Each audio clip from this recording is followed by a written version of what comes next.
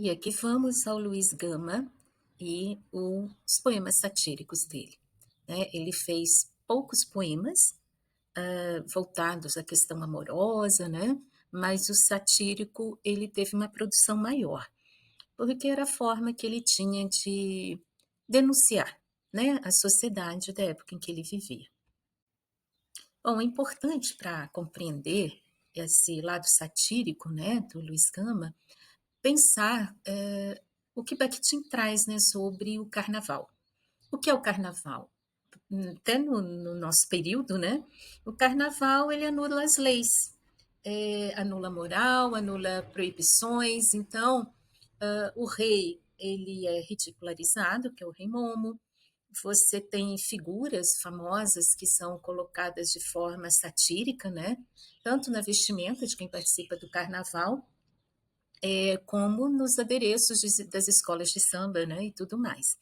Então, a ordem ela é colocada inversa, né? Um homem se veste de mulher, a mulher se veste de homem, o rico se veste de mendigo, e assim por diante. Então, Bakhtin vai dizer que todas as formas conexas de medo, reverência, devoção e etiqueta são eliminadas nesse período, né, no momento do carnaval. Então, o carnaval, o que, que ele faz? Ele também elimina a distância entre os homens e entre as desigualdades. É, qual é o viés satírico do poema? Eu escolhi um aqui, Quem Sou Eu? Né? Um poema que ele vai trabalhar essa questão do eu. Bom, ele vai criticar a corrupção e a hipocrisia de todas as classes sociais. Ele não vai poupar religiosos, políticos, magistrados, negros corruptos. Toda pessoa que merece ser chamada a atenção ou que passe por esse viés da corrupção e da hipocrisia, ele vai citar. Né? Ele não cita assim nomes, ele vai citar cargos, ele vai citar pessoas que se valem do lugar que ela ocupa para ter benefícios. Pessoas, por exemplo, ele fala dos lojistas, né, que são todos santos, até o momento em que ele possa também passar por cima de alguém, tá? Eu trouxe o poema na íntegra, mas eu não sei se eu vou me deter tanto na leitura dele, não. Vou ler algumas partes e depois eu vou fazer alguns comentários. Ele traz um mote aqui no início, né? O poema se chama Quem Sou Eu? E nesse mote aqui nós já temos um lugar muito interessante, assim, provocativo mesmo, né? Quem sou eu? Que importa quem? Sou um trovador proscrito que trago na fronte escrito esta palavra a ninguém. Dá para você buscar lá nas viagens de Ulisses, quando ele usa essa estratégia de ninguém para fugir do gigante, que eu não lembro o nome, aquele de um olho só que queria comer, né? Ele e os viajantes. Então, quando ele pergunta o nome, Ulisses diz que o nome dele é ninguém. Aí, quando os irmãos vêm, quem te feriu? Ele diz ninguém. E com isso, Ulisses foge. Então, é uma estratégia muito pertinente essa, né? De dizer ninguém. No início aqui do poema, o poema é todo escrito em uma única estrofe, ele é imenso, ele já se posiciona. Como ele se posiciona? Ele diz o seguinte: amo o pobre, deixo o rico, vivo como tico-tico, não me envolvo em torvelinho, vivo só no meu cantinho. Da grandeza sempre longe, como vive o pobre monge. Tenho muito poucos amigos, porém bons, que são antigos. Fujo sempre à hipocrisia. Essa é a palavra-chave de todo esse poema. Ele vai denunciar a hipocrisia. A hipocrisia, seja do pobre, seja do rico, seja do padre, seja do político, seja quem for. É isso que ele vai denunciar. Se você não é hipócrita, você não vai se sentir ofendido pelo poema. Né? Então, ele já coloca aqui uma defesa. E aí ele continua: a sandice, a fidelguia das manadas de barões, anjo bento, antes trovões, faço versos, não sou vate, digo muito disparate. Então aqui ele já se diferencia, né? Ele faz versos, mas ele não é um vate. O que é o vate?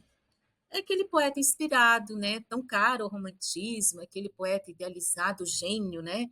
Que parece que desce algo dos céus e ele consegue fazer aqueles poemas maravilhosos. Era uma visão que se tinha à época, né? E ele já avisa aqui que isso não é o que ele está propondo. Ele vai usar disparate, né? Ou seja, nem tudo que ele vai dizer vai ser belo, vai agradar. Mas ele rende obediência a quê? A virtude, a inteligência. Então, se a hipocrisia vai contra a virtude, a hipocrisia vai contra a inteligência. Eis aqui o Getulino, que é o pseudônimo, né, que Luiz Gama utilizava. Que no plectro andamo fino, sei que é louco e que é pateta. Olha que jogo interessante. Poeta, pateta. Né? Ele faz um jogo aqui de palavras. Então, ele já se diferencia aqui. Ele ainda continua. Quem se mete a ser poeta, que no século das luzes, o birbantes mais lapuzes compram negros e comendas, tem brasões, não das calendas. Então, veja que ele vai pegar essa relação do poeta, né? Ou pateta, como ele chama ali anteriormente, e vai buscar lá no século das luzes uma incoerência, né? Um momento em que você tinha a razão como um tudo, como um todo, e o romantismo vai buscar elementos ali no século das luzes, ele já traz aqui um disparate, o que é a compra do quê? De negros e comendas e títulos, né, de brasões. Antigamente se tinha por merecimento, aqui se tem por comprar, né? Então havia muitos aqui com títulos e brasões que foram comprados, né?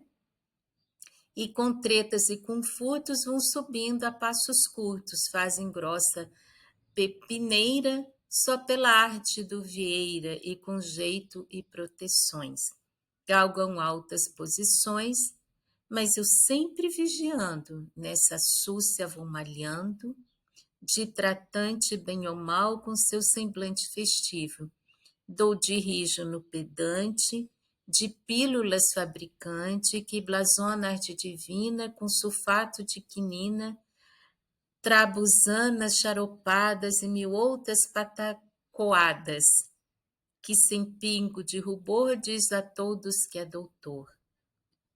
Então ele já começou aqui, ele já trouxe os títulos comprados, aqueles que galgam posições, e aqui ele vai atacar quem? Ele põe em maiúsculas o doutor, e não tolera o magistrado que no brio descuidado vende a lei, trai a justiça, faz a todos injustiça, com rigor deprime o pobre, presta abrigo ao rico ao nobre, e só acha horrendo crime.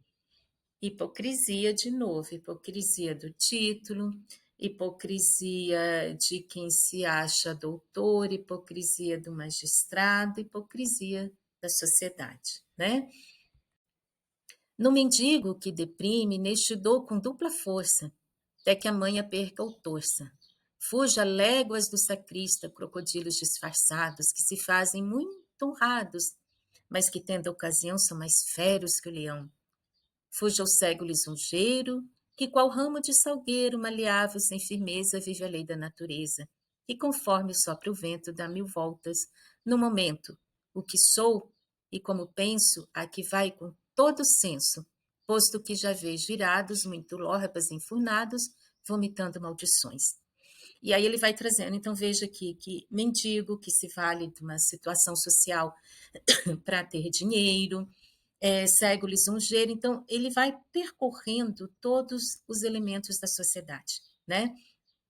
E aí ele vai tocar num ponto aqui que eu gostaria de chamar a atenção, que está ali no verso 75, onde chamar-me tarelo, bode negro, mongue belo.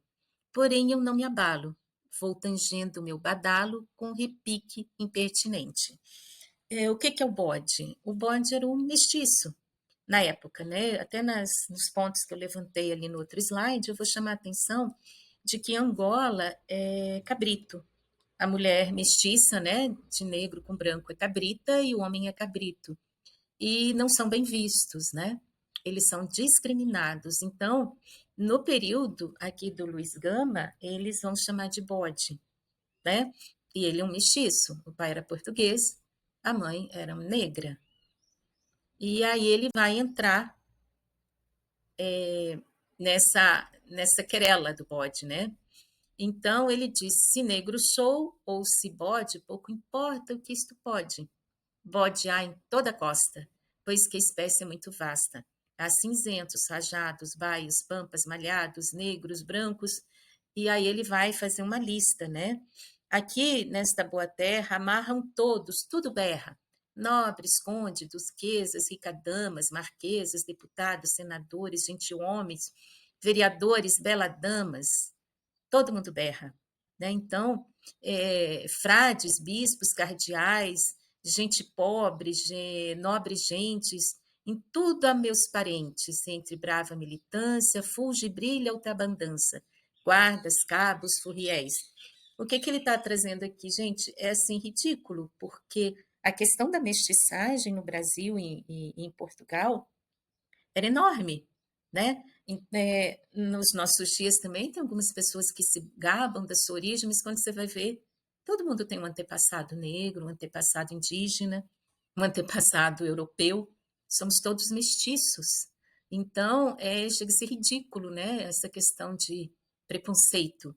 E nisso ele já escancara aqui, né? Nesse poema Quem Sou Eu?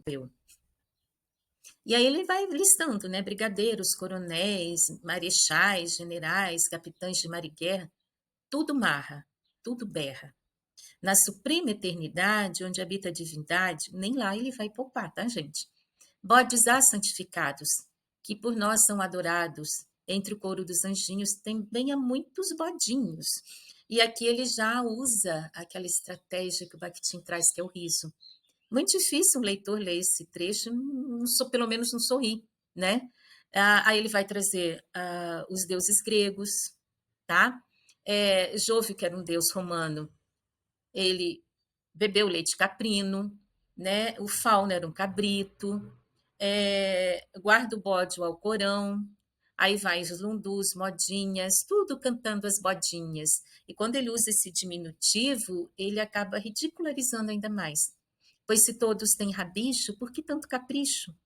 Haja paz, haja alegria, folgue e brinque a bodaria. Cesse, pois, a matinada, porque tudo é bodarrada. Né? E aqui ele destrói completamente essa imagem, né, de pureza, de questão de sangue, de cor de pele. E também a filosofia, a visão de mundo, né? Ele destrói a época das luzes. Então, retomando Bakhtin, né, essa destruição que ele faz sem poupar ninguém, ele rompe, né, as relações, as divisões sociais que eram tão fortes na época. Por quê? Porque tinha muito barão, muito comendador que comprou o título, ele não fez por merecimento. E também tinha muito pobre safado, mas tinha muito rico, muito nobre e honesto, né? Ele lá no início ele já fala isso, né? Então, eu destaquei aqui essa questão de que o poeta não se considera um poeta inspirado, mas sim alguém que está para denunciar uma sociedade corrupta, uma sociedade falsa, né? Hipócrita, né? A palavra-chave ali que nós vimos no início do poema é hipocrisia.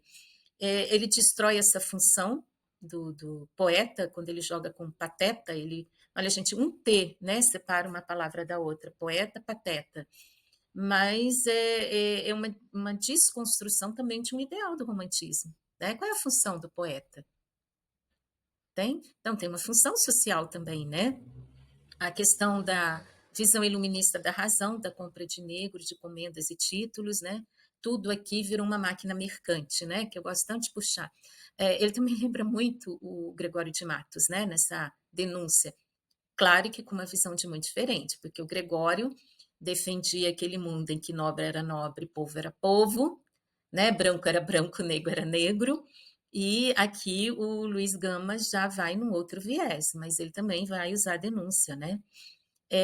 A hipocrisia, a corrupção, seja de magistrado, seja de doutor, com todas as letras maiúsculas, né? Mostra o vício da sociedade, tanto sacristas, lojistas, beatos, que são falsos moralistas. E esse termo bode, ele traz como adjetivo que é a questão do emprego para o mestiço do branco e do negro. E aí, novamente, é que eu trouxe a questão de Angola. E ele ridiculariza uma sociedade embranquecida, porque é uma sociedade mestiça. Né? Isso que ele traz aqui no final, a luz, todo mundo aqui é bode.